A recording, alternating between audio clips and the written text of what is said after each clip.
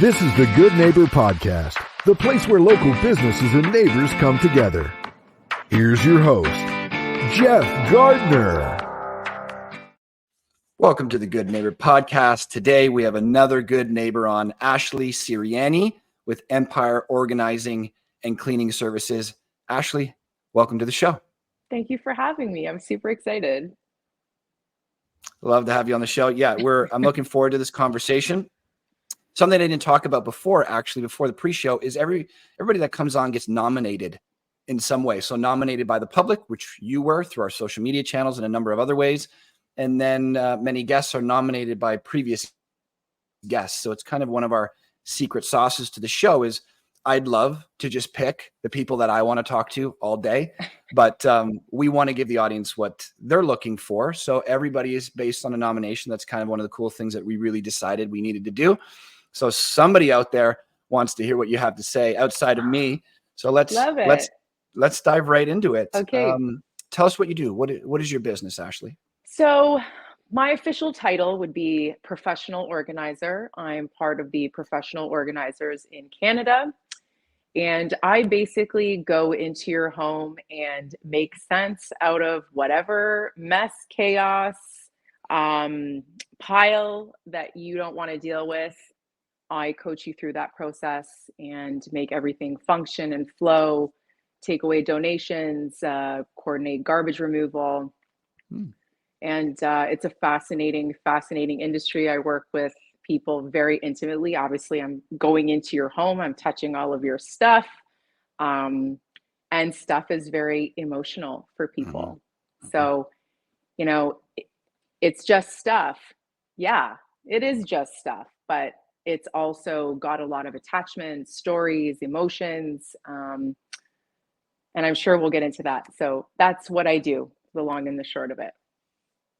I love that. We talk about meaning on this show quite a bit. Meaning has been, very important to me in my life is why are we doing the things we're doing? And I think that's where the meaning becomes behind it. So a watch, you're right.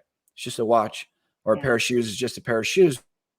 But if there's a story behind it, and it doesn't matter on the scale of importance, if it's important to that individual, then it's important. So you're all up in people's stuff. And I think that's great. I because am sometimes, all up in meaning. Because we need help. We need help sometimes. So is there anything what's the best way to ask this? You come into somebody's home. Is there anything that you're like, I won't get into that? Or are you just like, tell me what you need help with and we will organize it, box it? So that's a great question. First of all, from like just an ethical standpoint, there's certain, like, let's say, for example, somebody has hoarding disorder, which, sometimes people throw that term around. But what is that? I didn't hear that. I'm sorry, hoarding disorder. Oh, hoarding. Yeah. Yes. Some people will be like, oh, I'm a hoarder. And it's like, I don't know if you really are. So in a hoarding situation, which is actually classified as a mental health issue, you have to have special training and education to work with those people. And because you can do more damage than good, because in a hoarding situation, it isn't about throwing out your stuff. It's more about safety, creating safety in the environment, because often in hoarding situations, you've got boxes stacked to the ceiling. You've got exits and entrances blocked, and these become safety issues, things toppling over. Then you've got, things become unhealthy because it's dirty or messy. So that's a totally separate. So let's say, for example, to answer your question, in that situation, if I walked into somebody's home and I could see that they were, struggling with that, that's when I would have to, access my network of fabulous colleagues and, get a trained professional to deal with them. However, in most other cases where, let's say, somebody wants to go through paperwork, tax returns, snooze fest. Please help me. I always have this joke where I'm like, on January 1st, everybody else is probably recovering from a night of partying, whereas I'm up getting my tax return from 6 years prior in the shredding pile. I'm that person. So, dealing with people, whether it's emotional, they want to go through photos, they want to go through memories, they want to go through clothes. If the client is ready, I'm there. However, if somebody has, first of all, to me, if you're calling a professional, I think you've probably reached the point that you're ready. But like any journey we take on in life, it can feel scary, even if we know at the end of it, we're going to feel better. So a lot of my work is, having the emotional intelligence to know when somebody's feeling overwhelmed or a little resistant, or maybe they want to share a story. Maybe there's something they need to say about that object before they let it go, or before we, pack it in a different way. You can deal with people that are grieving, having to go through passed on family members' things. It's very difficult, right? So the work that I do and the work that myself and all my other colleagues do, it's so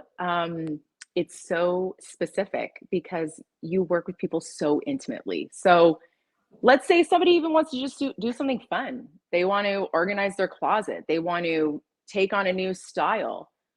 That I do that too. It's honestly the best job. Like, I can't even believe it's my life. Man, there's so much to that. Something that I like, really, it's just, I as soon know. as you open up that, I'm looking at the time and I'm like, we could talk for half a day. Literally. Sometimes I like sharing that addiction has been a big part of my sphere, my family, friends, even my own self to a certain degree. Right. And so through that journey, I ended up becoming a counselor on the weekends at an addiction and mental health facility.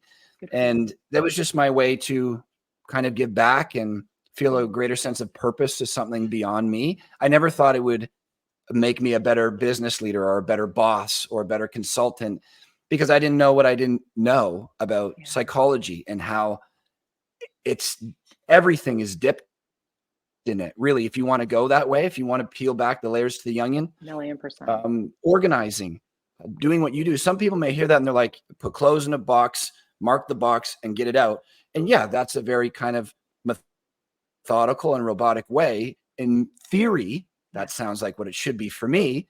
But then you actually go through the experience and no, please don't touch that. No, I'm not ready for that. I'm thinking of a situation in my family right now. One of the members is quite distant. And when she was living at the home, a lot of her stuff is there. So there's this disconnect now. Do we get rid of this stuff? Do we hold on? We don't know when she's coming back, if she will.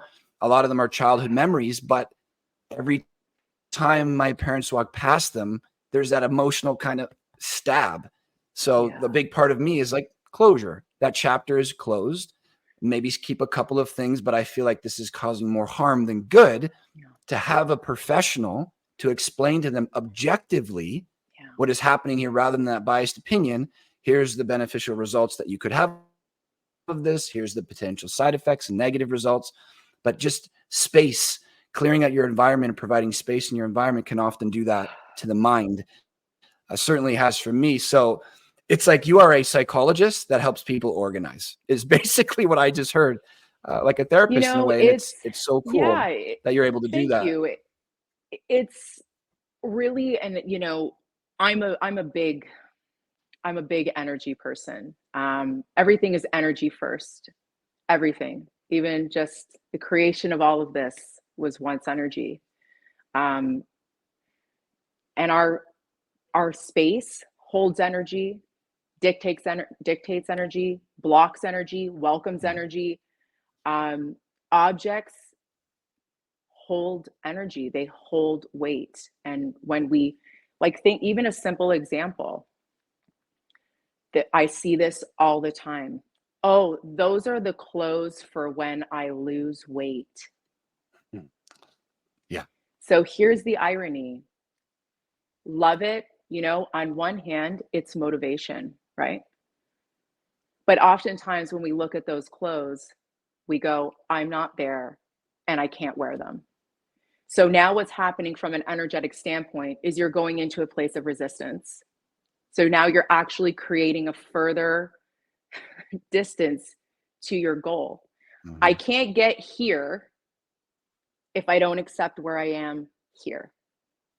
So while I do understand maybe psychologically for some people that works. For most people, it actually just makes them feel bad. Mm-hmm. So I really coach people and I say, okay, how long have those clothes been sitting there? Oh, I don't know, a year. And I go, wouldn't it maybe feel a little better to just let them go and not see them every day and not remind yourself you're not there and not remind yourself that you don't fit into them, and look at your thighs, they're not going in those pants, right? I said, until you accept where you are, the good, the bad, the ugly, the human, the imperfect, the saggy this and the jiggly that, you're not getting there. You're not going to get there because you haven't accepted where you are, in a loving way, not in a, look at me. Okay, fine. I give up. It's not with that kind of Mm-hmm. attitude, right? So a lot of people, they think, for example, that example with your parents, right? With the stuff within the boxes, closing chapters, that is really tough. It is. And oh yeah. We don't like closing things, like letting them linger, even though they can be incredibly painful. It's like the pain, rather than the uncertainty. We hate uncertainty. The brain is like, we don't know what's on the other side. Yep. We can't go there. Stay here in all of this. This is the devil we know. Exactly. So beautifully said. Yeah. Yeah. It's just, I was telling you before that the podcast is going well for us, and it's because of this, like because of these conversations, you really get to find that there's so much more behind a business. Often we think dollars and cents, bottom line, growth, blah, blah, blah. All those things are beneficial. Yeah. But there's so much more purpose to people when they use their work as a pathway to be who they're striving to be. And you use that example as these are the clothes I'm going to fit into when I lose weight. So prior to growing businesses, the other, I guess, main skill that I've cultivated over the years was fitness. Right. That's kind of what helped me move towards the counseling side of things. It's a wellness and counseling center. There's a lot of fitness there, but I was a personal trainer for a long time, about 15 years. Wow. And I heard that stuff all the time. I loved fitness, and it was just about losing weight or gaining muscle. But as I matured more and I understood people a bit more, that emotional attachment, detachment, I mean, that was the root of their motivation or lack thereof, rather than just focusing on here's the reward or here's the negative. It's like, why are we thinking this way? And looking at those things every day and devaluing yourself. Yeah. You're kind of just digging the hole a little deeper. Some people like to bully themselves into success, and that's fine if it works for you. But okay, I totally love that you just said this, because this idea, a lot of people do things out of punishment. Yeah. And the gym, yep, for a lot of people, is I'm here because I hate the way I look. And I was super bad on the weekend. I ate a whole pizza, and now I'm just going to get on that treadmill for 4 hours, and I'm just going to, burn it off, and there's such a disconnect. Yep. Again, I'm doing this because I am not good enough. Right. And when we switch that conversation, when we switch that perspective to, no, I am worthy of feeling good in my body. My body's not against me. My environment is not against me. Creating spaces with intention. It's okay to have stuff, but do you know why you have it? Do you know why you're doing what you're doing? Have you actually even asked yourself why you just bought your 9th pair of black tights? Right? Yeah.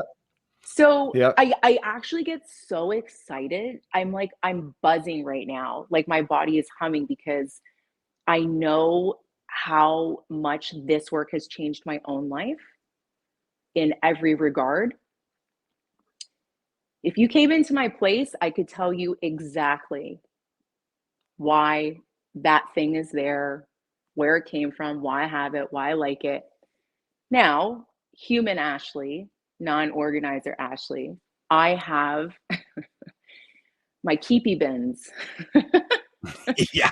Tell me Oh about these gosh. keepy bins. Oh, keepy bins. Me and keepy bins. I'm such a sentimental person.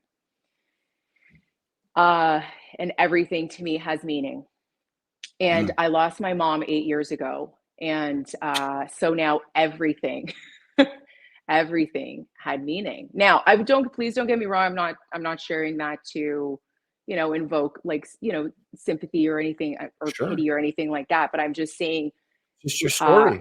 yeah, and her stuff became like my lifeline to her. I couldn't Mhm. I couldn't let stuff go.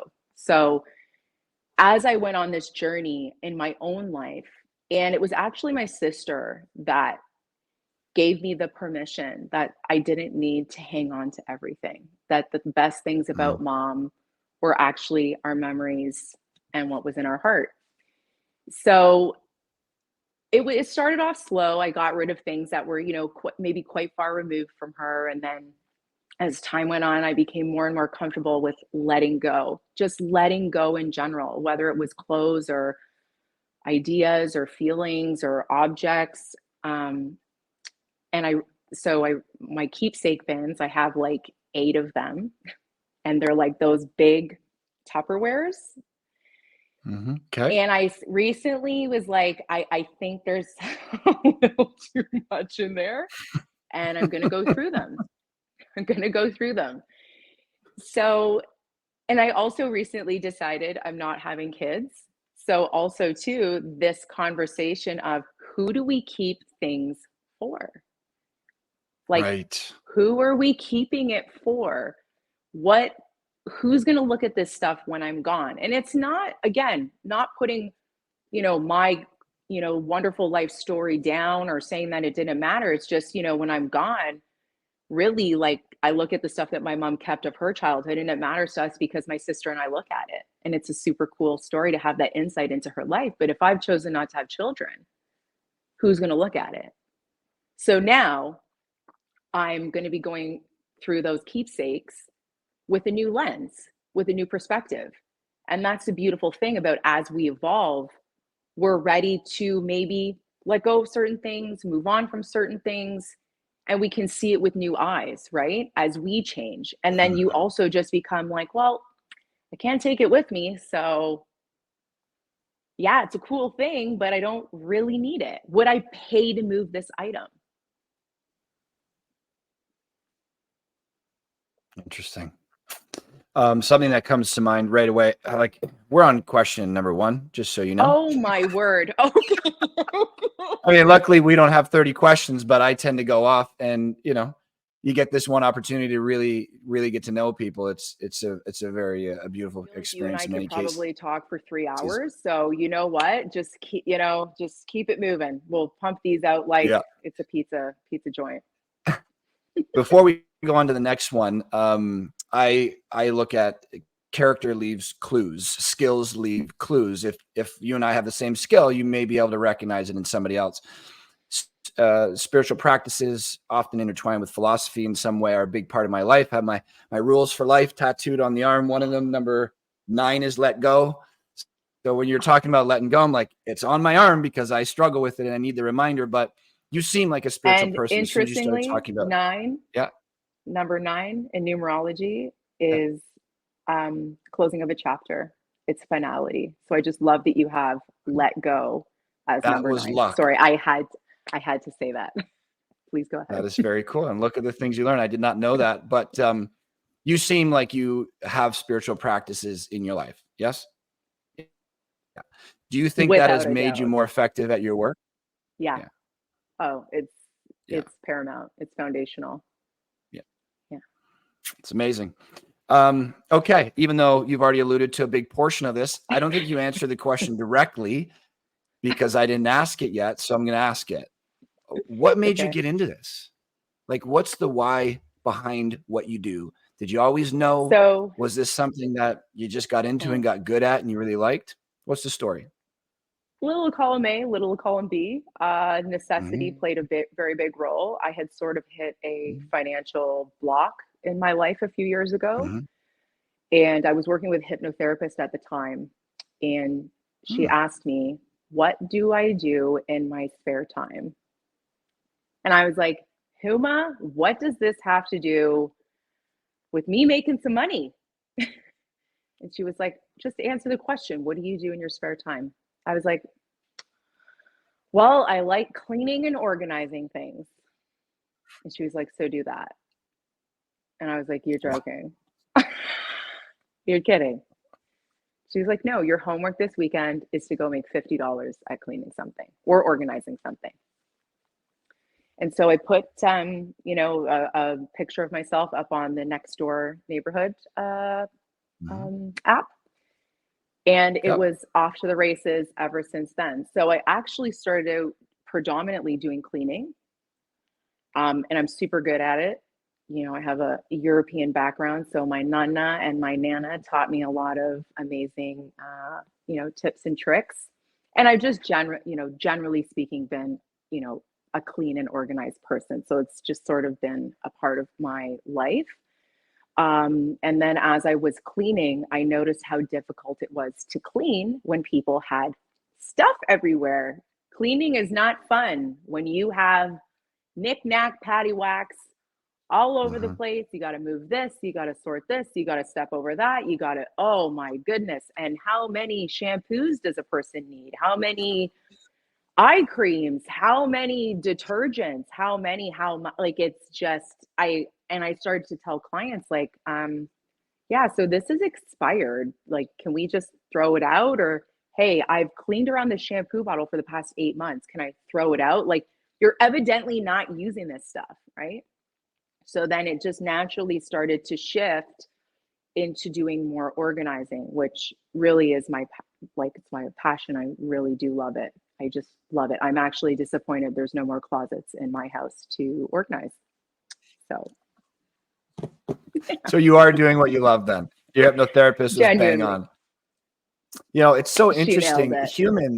Humans are, they're just fascinating to me. How many of us have 5 shampoos? It's almost like, you work hard for your money. We obviously value money quite a bit. And in some cases, rather than organizing, because the brain is like, no, don't organize. Just go buy a new one, because that's just easier. Even though you're like, if this cost me $20 and I break it down to how much I needed to work for this, in some cases it was an hour or more for that person if they're making minimum wage. So that could have been 2 hours of work to go get this new thing, get in the car, go drive, or get it from Amazon, rather than just going, I'm going to look under that damn sink and I'm going to find this stuff. The brain's like, don't even think about it. No, just go buy another one. You know what, Jeff? I mean, I really feel a lot of people are just genuinely and generally speaking quite disconnected and distracted from their lives. A lot of people are not checking in with their environment, with themselves, with what they have. Why are they doing it? Social media, as I truly do believe this, it's one of the most incredible inventions of the human race.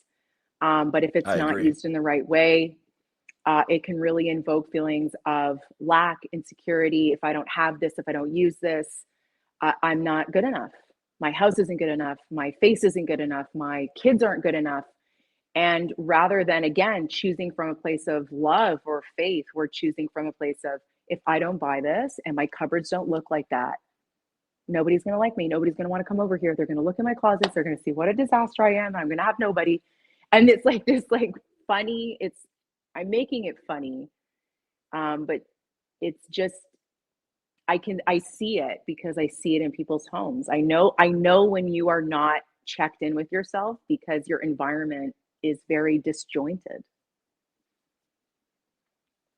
Yeah, it's an interesting thing. I mean, I think the root of what a lot of you're talking about, at least in that last couple of statements, was awareness, self-awareness, what's going on internally, mentally, emotionally.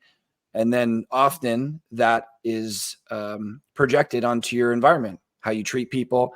If your environment is chaotic, likely there's some chaos inside you. If your environment is really dialed in, that person has probably got some clarity of mind. I've been very lucky to have some good mentors, which put me on to spiritual practices, especially philosophy was a big, big game changer for me. It all works on human behavior, and I needed to learn how to behave better. And a huge part of that was if you're not even aware of what's going on, like you said, this just chronic distraction, you can't tackle a problem you don't know exists. So just becoming aware of how you feel, why you're doing the things you're doing, that is a skill that transfers to pretty much touches every part of your life. Yeah, I love it. I did not think organizing and cleaning services would turn into a philosophy session, but that's often how it goes here because there's meaning to what we do. People who are intentional about their lives don't just do stuff. They have a why behind it, and that's very interesting to find out. I could literally scream about it from a mountain for 10 hours. So I'm gonna rely on you to keep me on track. Yeah. Well, I got to say, I really, some guests come on here and we're just able to have a blast like this. I've enjoyed all of them.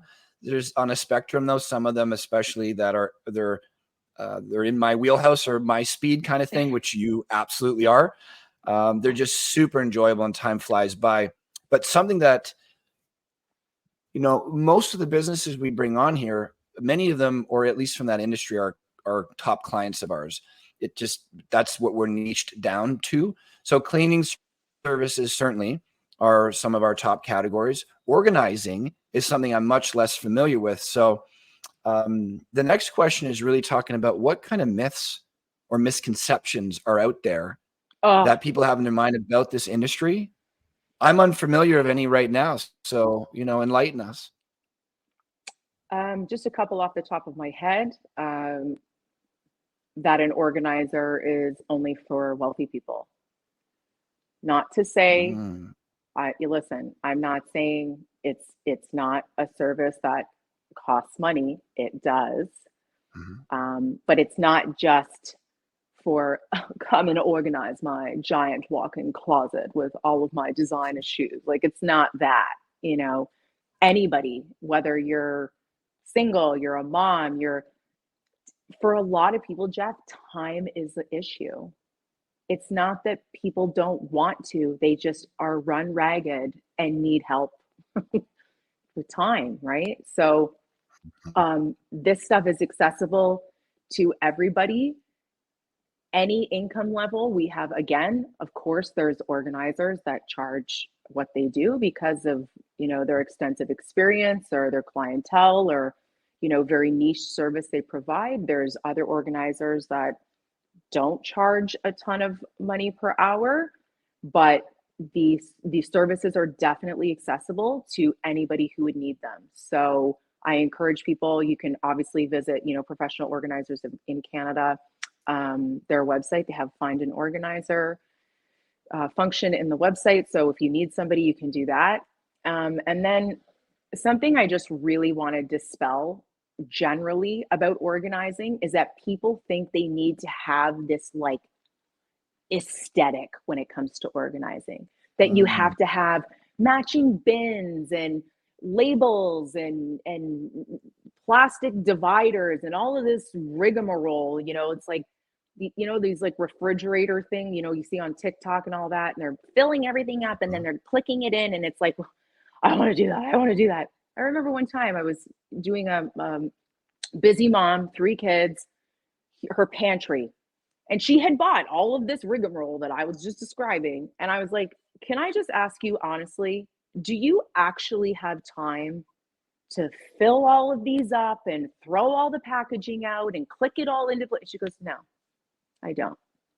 I said, so for you, this actually will not work. It will actually invoke more anxiety about trying to stay organized with all of this stuff, which you don't need. My advice would be, please just get organized first. Practice just putting things away in the home that you've made for them. Stuff needs a home. A lot of people just put stuff everywhere because it's like, well, I don't know where this goes, so I'll just put it on this table and leave it here for 6 months. Whereas if you create homes, you create a system. So until you actually, purge, go for the low-hanging fruit first. Expired items. Just bye. Okay, then you can work on what are the things that I actually don't like. What haven't I touched? Because a purge is a huge part of this, and people really need to get comfortable with the idea of letting go. Do you know how much the universe loves a soul that lets go? It's like, I can't give you anything if your death grip on your 9 bottles of toothpaste. Oh man. So yeah, that's a couple. I could probably drone on for a little longer, but Yeah, I think it's great. So affordable to all. yeah, Gives back time. That was a big one for me. It's like cutting grass. I remember when I first started to learn about meditation practices, I completely confused what it was. This whole blank mind thing is what it was kind of portrayed to me. And it was really just not chasing all of your thoughts and letting go and coming back to what you're focusing on. So I didn't so know true. that you could clean it and use that for meditation, or cut your grass and use that for meditation, just focusing on one thing and not chasing your thoughts around all day. So I used to do that. And that was a bit of a practice for me, but life changed and the load got more extensive, and my time was being used in other places more significantly than before. So I pay a guy to cut the lawn. I can do it. And it was enjoyable for a time, but now I have time back. And to me, that was worth more. So organizing not only clears up my mind from stress. If I walk into a chaotic room, that sets my mood for that room right now. Now I have to battle that. But also just to get somebody to do it, it's taken care of, like your taxes. We can all do them. They suck. I'd much rather pay somebody for them and get that time Take back. my I love that you pointed money. that out. Yes, so organization, it's such a thing. I mean, I was going to say it's a thing for the West. I don't think that's true at all. And I've never been to the East. So it just seems like it is a common stigma that us Westerners collect a lot of stuff. And whether that's true or not, objectively, there's a lot of stuff in my place, and organizing is a skill that certainly needs work. But I know when I do it, the purging, the calm, the relief that comes of that feels good in itself. I haven't even got to organizing yet. I've just There's no better gotten rid of feeling. stuff. There's no better feeling. It's I'll do amazing. you one. I'll do you one better. How about posting said items for free on Facebook Yeah. Marketplace? Oh my word. You want a dopamine hit to last for the day? That's the true dopamine hit. You are I do this all the time. Anytime I find anything, I'm like, I don't want this anymore. And it is genuinely still a valuable item. I could probably get money for it. I would pay not to argue with somebody about the value of this vase. How about you just take it and we'll call it even, because I've used it and I'm done with it now. So getting good at just letting go, moving on, letting somebody else enjoy the item. Even going back to some of my mom's clothes. My mom had fabulous clothes, like fashionista. Me and my sister really lucked out. We got some amazing pieces from her. But some of it just wasn't like our style, or it wasn't in style, or whatever. And so for years, I kept some of these clothes in a Tupperware. And then one day I was like, you know what? Like, her stuff doesn't deserve to sit in the dark. I want somebody to use it. Maybe somebody's going to fall in love in these pair of shoes. Maybe they're going to literally meet the love of their life. They're going to fall in love in those shoes. Maybe this person's going to wear this dress to a job interview and land the job of their dreams. And once I realized that other people would bring life and joy to these items, it was so much easier to just say, take it, enjoy it. Like, she loved this stuff, and I would rather it be loved by you than hoarded by me, or sorry, I shouldn't use that term, but kept by me in a Tupperware, just to say, oh, this was my mom's, right? Yeah, it's just such a cool concept. I remember it was shared with me some time ago that again, one of my mentors, she's phenomenal, and She said, you know, for the majority of the things in your life, you are just a temporary placeholder until it moves on again. For all things, we say we're the owner of this house, but it will be used by somebody else most likely, or the land, the clothing, the car, the whatever. You're just the tenant or the placeholder or the user for a time.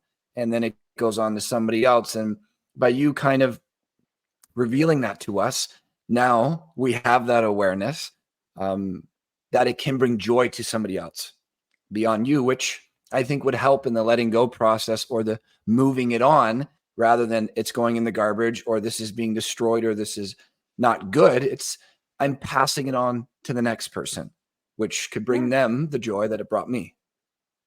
That's a very cool concept. There you go. Yeah. It's yeah. Thanks for dispelling those myths for us. That really clears things up. So I find entrepreneurs often love what they do. You were already told by your hypnotherapist that you love what you do and you do and you do it.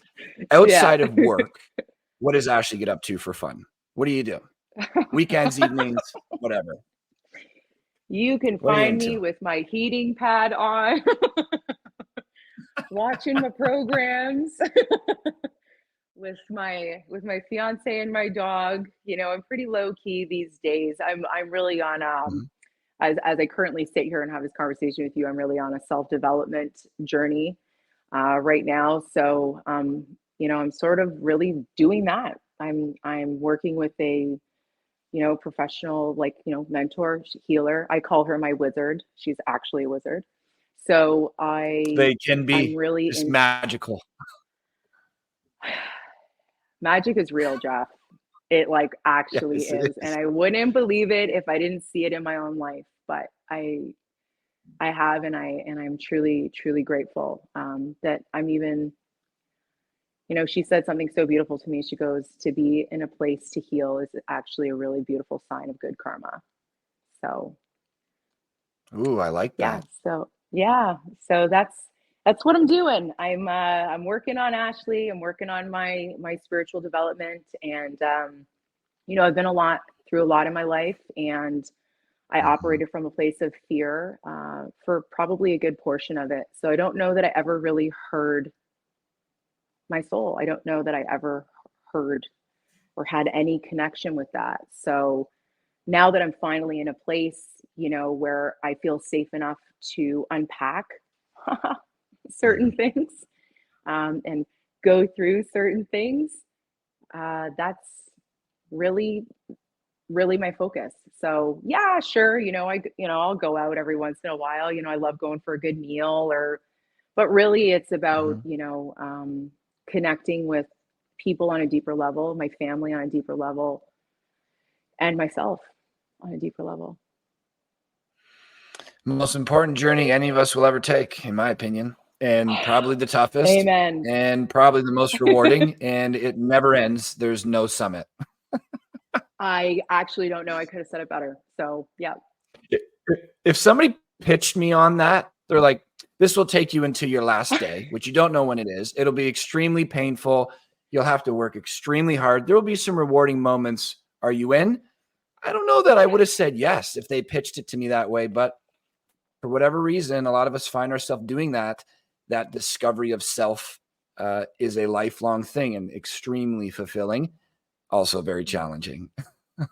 So kudos to you for doing that. And I'm glad that you not recognize it, but that, what's the right word? That you've defined that as fun for you, because it can be very arduous, can be a lot of pain, but it can be just a freaking blast. Yeah, but to even feel the tough feelings around somebody that is safe and that can guide you through and just witness that. A lot of people have emotional turmoil and problems because they're never witnessed in their suffering, right? A lot of people just need to be seen. So when I finally found somebody that could see me and hold that space for me while being able to stay separate, because it's different.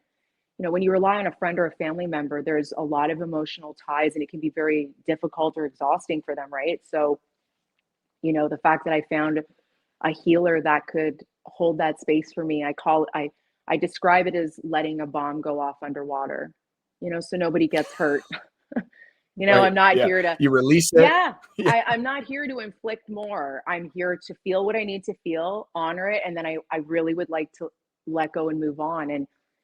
And that's why I know it might sound, a little silly to talk about the stuff in our environment or our lives and then relate it back to these things. But it really, like, now that I've cleansed my environment, then there was just this natural evolution to now go through the skeletons in my closet and just feel what I needed to feel and move on. So yeah, I really encourage it for everybody, but I know that it has to come, when you're ready. Like that age old saying, when the That's it. student is ready, the master shall appear. And I was at a point where I was finally ready, not pretend ready, not I'm ready. I want this to be over. No, like I was like, okay, like I will literally do whatever it takes to move on from this. So Yeah. yeah. Yeah. And it's, I find it very interesting that you said once the exterior environment was cleansed, now I could work on the interior. For many, it's the other way as well. Yeah. Now that I've done this or I've started this, maybe I can start using those same practices externally, relationships, business, home, whatever. All of it. All of it. What a conversation. Are we talking even about business here? What are we even talking about, Ashley? We are talking about the human experience, and that Which is the includes most everything. cool thing. Yes, it does. So you touched on this a little bit before. We like talking about hard things on this show. We like talking about meaning because that is, at the end of the day, we want people to find out about other local businesses. They're consumers, they're participants in their community. They are a part of it. We're trying to do what we can to connect the community. And so that's why for us, business often has a much deeper meaning. It's more than that. It's our way to give back to the community. It's a way to teach the youth. I use entrepreneurship as a way to figure out who I am because it's constantly challenging. You have to have courage to do it. You have to get used to uncertainty, get used to failure. You have to communicate, lead, all these things, all skills I find very important to be an effective human. So that was the seed that was planted with me long ago, is pick something challenging, try to get good at it, even if you don't like it at the beginning, because I didn't have a passion when I was super young. I didn't grow up wanting to be a doctor. I didn't know what I wanted to do. So I was told, Same. if you do anything and you get good at it, that can become your passion, but pick something that can kind of reveal you to yourself. So part of that conversation is confronting our hard things, our life challenges, our trials and tribulations, which you were talking about social media before. I don't think it's talked that much in that space. It's more like, how perfect can I present myself to the world? And that's what I'm going to put out there. Edit, perfect, polish up, all that. And then the viewers of that stuff will often walk away feeling worse because they don't resonate. My life isn't perfect. Why is everybody's life on here perfect? So we try to really shout out the hard things, the challenges that we've been through for a couple of reasons. One, we all go through them. So the more we get used to having that conversation, the more we kind of learn to respect those and ideally kind of honor them, because that's where the growth comes from. That's where you are butted up against a challenge that you now have to either stop, you don't pass go, which I've been there in my life, but when you find a reason to pass go, you have to learn new skills and become a more valuable version of yourself. So Yeah. long-winded way to say we like talking about hard things on this show. So is there anything that you can share at any level of comfort, of past challenges that you're like, they sucked in the moment, but now that I look back, I wouldn't pull that ingredient out of the soup that is me, because it's made me the person I am today? Yeah, I mean, I don't think I could sit here and love the person that sits here now, without honoring the journey that got me here, the good, the bad, the ugly. Um, I had a, very, very tumultuous past when it came to relationships.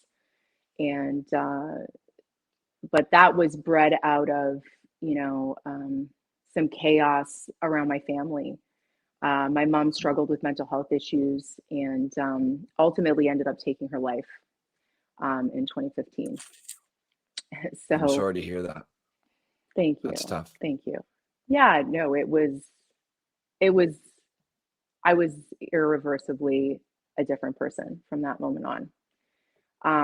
And, to recover from that, you know, it took me years, like I would say literally up until probably a year ago until I could actually face, what I had gone through, what I had endured. But,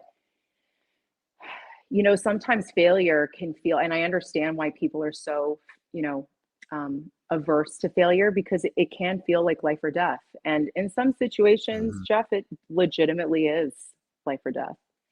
But I think the greatest piece that I've gotten out of my journey that I'm currently on is understanding that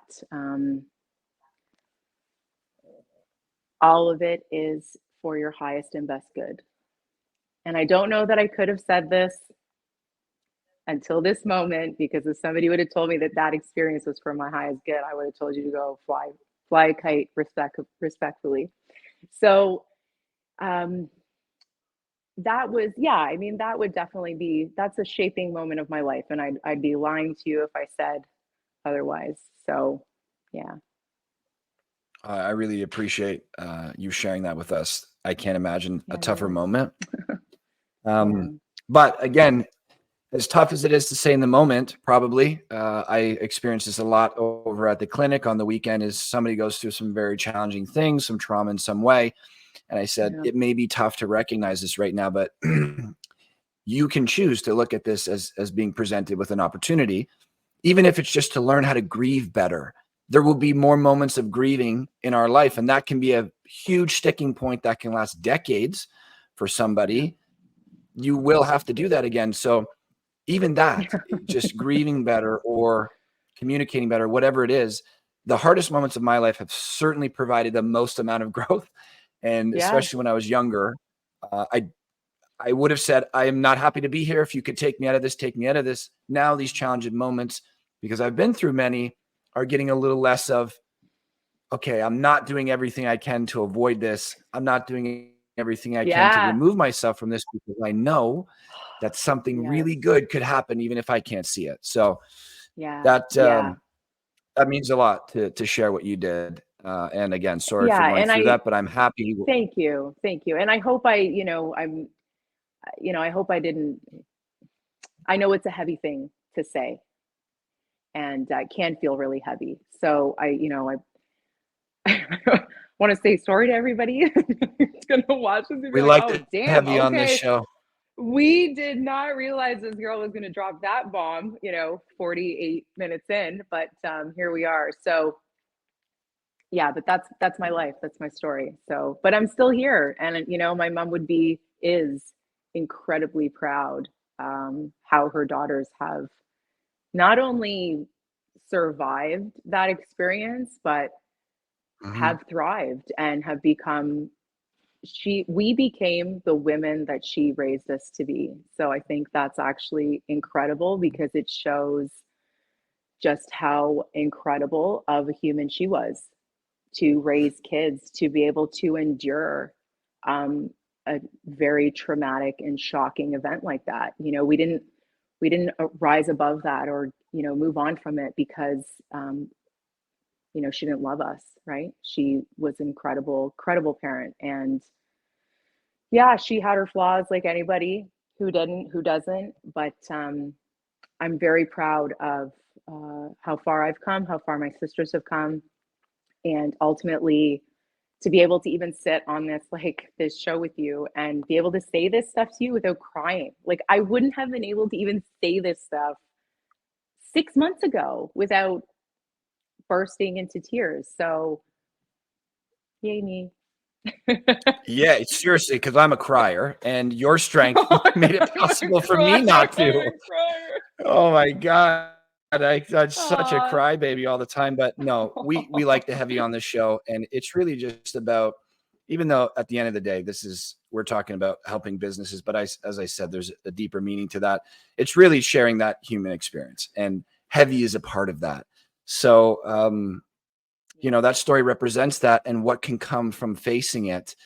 Just that example you gave right there, 6 months ago, you may not have been able to say this, and yet you said it with a deep amount of emotion and a hell of a lot of courage, and you kept my tears in. So thank you for doing that, because I have yet to cry on the show. It's probably coming up soon, though.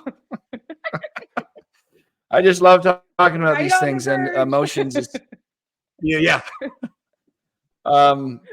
Okay, so the business side of things. What's one thing, and you've taught us so much today, so thank you for being so open and really peeling back the layers to what organizing is, really understanding it better. But what if our listeners could know one thing about your business, what would it be?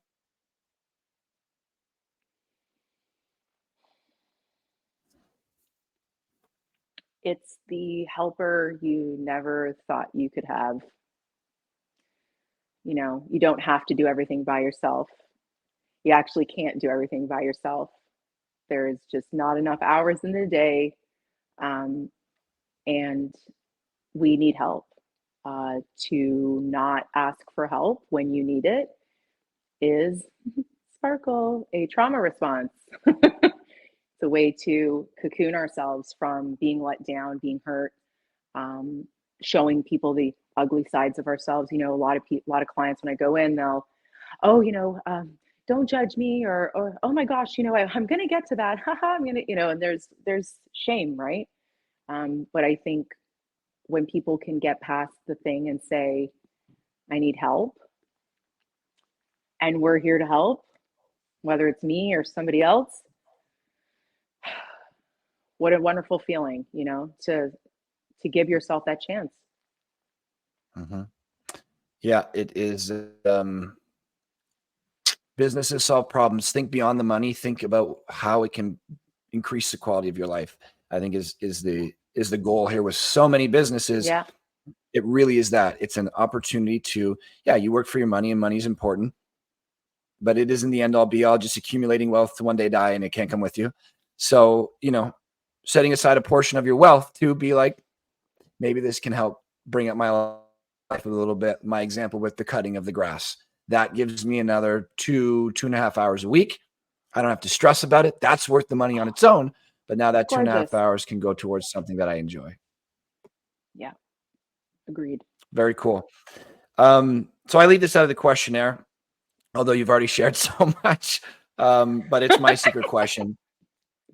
I have alluded to my mentors, been very lucky. I pretty much bring them up on every show. They've helped craft me. And one of the most important lessons for me, or mental frameworks, was you don't know how long you're going to be here. So much of you is just automatically running. And you can live a life like that, a whole life, just automatically bouncing around like a pinball. It's be very prudent if you could be more intentional and think, what has my impact been up to now, right now? Good, bad, ugly, whatever it is. What is my impact going to be today? And then what would I like my impact going forward? Simply looking at what is the ripple effect of you being a human has helped me change a lot of behavior and do a little bit more good out there. So I like to ask people, because it is one of my favorite questions, what is the impact that you're trying to put, family, business, world, whatever you decide? Jeff, you would ask me this question today, wouldn't you? I would. Yeah, my mentor and my healer asked me the same question this morning. So seems to be something that my soul really needs to answer. I would say, so your life doesn't have to be perfect to be wonderful. Your space doesn't have to be perfect to feel good in it. You don't have to have all the newest gadgets and newest clothes and newest trends and latest things and going here and running ragged to be important. And to be courageous in sharing your humanness, right? You know, the only way that so interesting vulnerability, it's an act of courage, because in order for you to feel vulnerable Oh, yeah. with me, I need to show you that I'm capable of being vulnerable myself. So it's a cute little dance that we do. In a way, we go, here's my little vulnerability. And I'm then never you going to go, forget that. and then you go, oh, well, here's a little bit of my vulnerability. Yeah. And Yep. it's those little micro moments of, yeah, hey, don't I get pissed at my fiance when he posts a photo of me where it's not my best angle? And I'm like, babe, you need to clear every photo you're going to post of me on the internet before you post it. Yeah, I love those moments too. I love the curated feeling. But then I also love this, because we can be all those things. And, my mom taught me, you can wear many hats in life. You don't have to be one thing. You can be, I grew up on a horse farm, but my mom was in real estate and sold real estate. So she would go to work looking fabulous, and then she would come home, put her jeans on, her mucky boots, head out to the barn. Okay, so I can be all these things. I can be on this journey. I can be on my spiritual development, my personal development. I can also still be functioning in the world.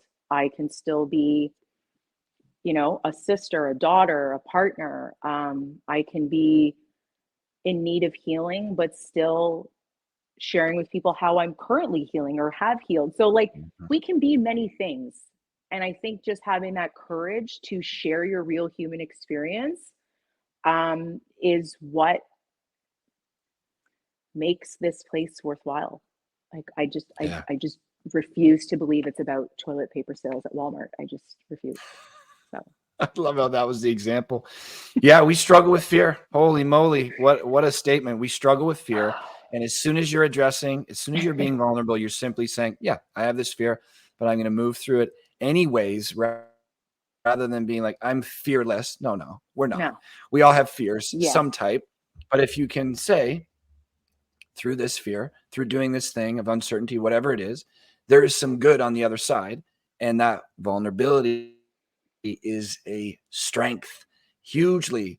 And I'm glad this conversation is being had more and more and more. And, the fact that you brought so much of it to the table today, and hopefully I was able to back match up the it. truck. Beep, beep, beep. It was just wonderful. And you empowered me to share as well, which is, I think, the point of these conversations. Beautiful. Ashley, how can our listeners find out more about you? Where do they go? What do they You call? can follow me on Instagram and TikTok, at Empire Organizing. I'm on YouTube, Empire Organizing. You can check out the website if you want to work with me. www.eocs.ca. You can email me, info@eocs.ca. Empire Organizing Cleaning Services. That's what the acronym is. I'm all over the internet. So, if you miss me, it's your fault. And what area are you mainly focused on? I serve the GTA. So really, right up in, I'm in Vaughan. So I would say within a 2-hour radius of Vaughan is my serviceable area. Yeah. Okay, wonderful. That's quite an area. Yeah. What a pleasure. These podcasts, so I mean, we have no timeline, but they usually run between 20 and 30 minutes unless I'm really digging into somebody, Right. which is never intentional. It just happens. Things Gotta just flow. flow. An hour and 5 minutes. Holy smokes. What a conversation. You're just a joy to speak to. Oh my And gosh. But it's same to you. But truly, thanks. truly, because Thank you. without reciprocity, these conversations don't go very far. And I remember, when you Yeah. called to confirm my slot, I could feel you over the phone. I knew you were this person. I knew it. Oh, I So, appreciate that. no, truly thank you.